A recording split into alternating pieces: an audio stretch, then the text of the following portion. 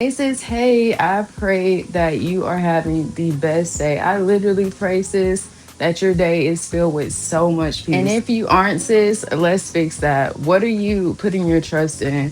What are your thoughts? Because in Isaiah 26:3 says, the Lord literally says he keeps in perfect peace all who put their trust in him and all who thoughts are fixed on him. As a stay-at-home mom, y'all, something that I've been consistently trying to do is inviting the Lord in all things that I'm doing, whether it's big tasks or small tasks. Whether you are a stay-at-home mom or you go to work, it is so crucial, y'all, for our minds to be fixed on him. I'm learning that when my mind isn't fixed on him, y'all, my mind is fixed on everything else. And that looks like the things that bother me, the things that I dislike, or the things I'm just not happy with. And we both know that when we start dwelling on those thoughts, we start feeling those thoughts. And once we start feeling those thoughts, we start reacting on them. Before I get into today's message, y'all, I do want to let you know what I am doing in this video.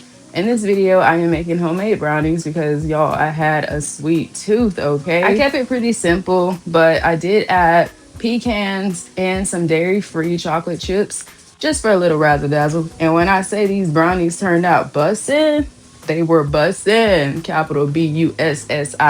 Okay, now back to what I was saying. What we fix our thoughts on and what we dwell on in our minds pours out in our actions. I said what I said. There's a million and one things that you don't have to find throughout your day that literally comes to you and will burn you up. My routine off, my kids being disobedient, or my house ain't clean. Bless my husband, he's trying to help, but he literally in the way. Like I said, there are countless things that can literally burn you up throughout the day. And just that fast, I'm reacting in my flesh. But what does our Father say about that? He says in James 1:20 that human anger does not produce the righteousness that God desires. And I've literally been in the book of James for a million years. So Lord, why am I still struggling and falling short more times than I even want to admit? The Lord reminded me, it starts in the mind.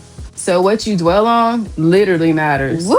Girl, conviction, yeah, it hit different. Although conviction hurts, it never condemns. Like, you're never going to feel shame about it. But what conviction does do is it produces godly sorrow in you to make you want to do the right thing. So in this conviction, I started dwelling on my Father's characteristics. And if you want to know more about our Father, y'all, definitely read the Word, because the Word, he literally tells us all about him. And can't nobody tell you about you but you. So how much more the Lord literally giving us his word to tell us about himself. But in his word, you find out that only he knows more about you than you do.